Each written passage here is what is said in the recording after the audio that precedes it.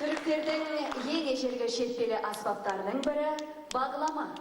Түрік елінің әр аймағында бағламаны көлеміне, түріне қарай диван сазы, чоғыр, ірізва, жура, тамбура деп әртүрлі айтады.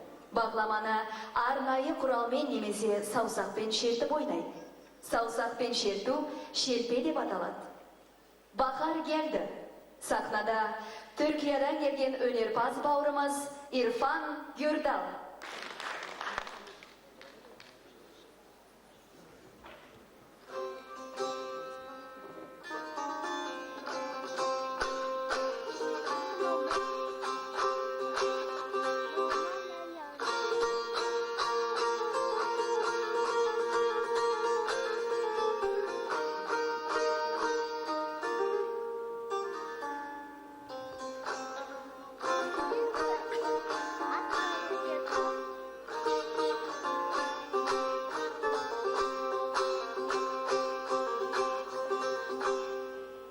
Bahar geldi de yine hava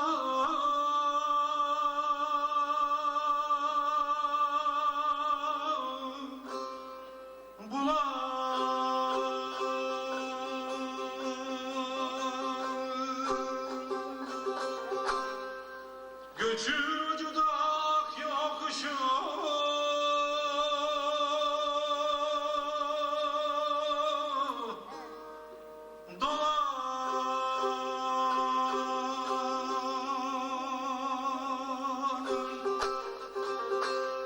Üç güzel de Akçeşme'de